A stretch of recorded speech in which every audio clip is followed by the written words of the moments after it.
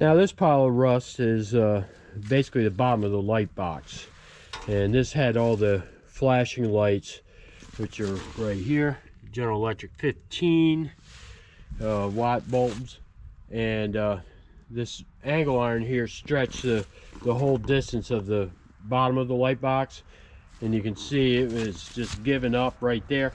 All this for the most part is going to be rebuilt. I'm not going to try to salvage this. It's just too far gone, it's too beat up, and it's just not worth my time. It's not going to help with the project by using this portion of it. Plus it's the bottom portion which supports the weight of the box. And unfortunately I had to get a little rude with these here, and these are the ballast in the side of the light box which the marquee letters were put up on. These here, I just, the hardware mounting them to the I-beams was just so far rusted that I just ended up getting kind of brutal just to get them down. So these are going to get rebuilt too, because this is what houses all the electric for the backlighting of the marquee. And so we're just going to rebuild these. That's not too big of a deal. It's just sheet metal boxes. And kind of just a look here. I don't want to go on and on about this stuff because some of this stuff is it's just unusable after all these years. So we're just going to go ahead and rebuild it. The object is obviously to get this sign up. Now here's some pipe that ran the length of the bottom here too. I don't know what it was used for in all reality. It was there. I didn't see any wire in it or anything. I didn't pull any wire out of it. It was just hanging. But there's a rhyme or reason for it. They didn't put it there for no reason. But anyways, there's this pile of rust, and that's all I'm going to say about it. Hi, this is Rod with Custom Chronicles, and I'm going to go over this Shore Drive-In in Ocean City sign that I just took down. I'm going to explain what all this stuff is here. This here is actually the very top of the sign, which is 22 feet up in the air. It had a light that came on and off, and it had this mechanized cup that went in there, and I've got all that. What I'm going to do in this video is basically explain things like that, why I got it mocked up, and where we're going with this sign. So anyway, so I've already explained what that is. Right in here it had this white plastic that was between here and here, that was backlit. It had neon tube that was held up here, and there's power to that. This here was neon tube also, white plastic. We're going to go ahead and, we're restoring everything. I had to cut here, unfortunately, to get it off of the I-beam. This was the support for that, and the top of the light box, which I got a video segment of it, which will come after this. This is red. This is a cream or sand color.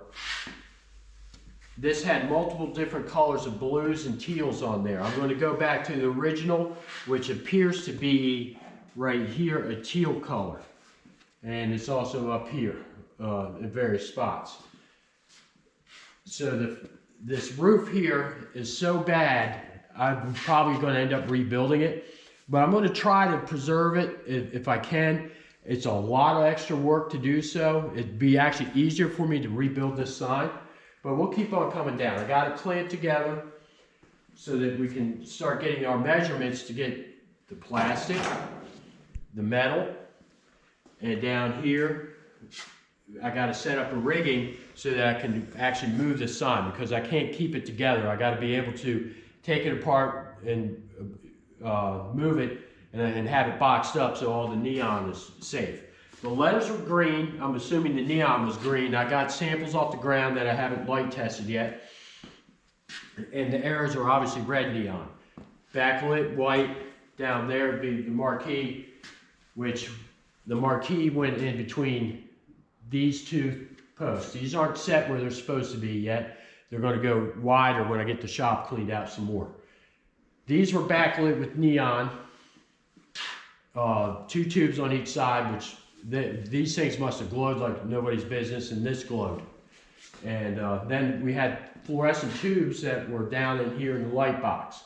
It had a mechanism in it that triggered the lighthouse. And then down here, like in this section here, if you can imagine, it said shore. That's all it said, and then drive-in theater down below that. Down at this end, this is the end in all the old pictures that you can see on the internet that was folded over.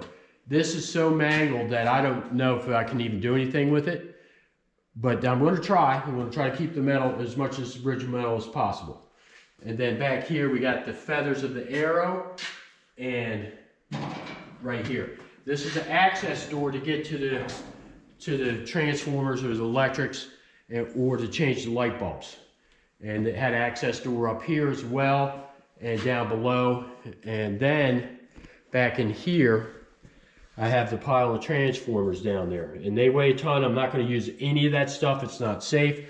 All the electric is going to be brand new, including the mechanisms to do the flashing lights underneath.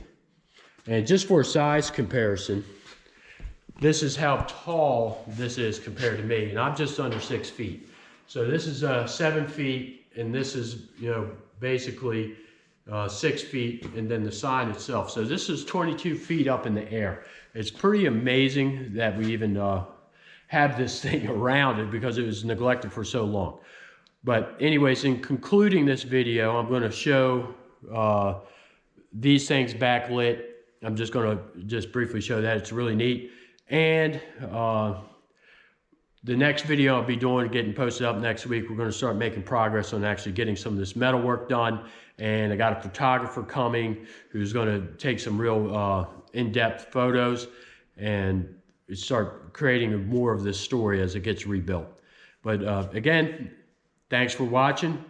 Please subscribe to the channel, leave a comment, a thumbs up. And until the next video, thank you.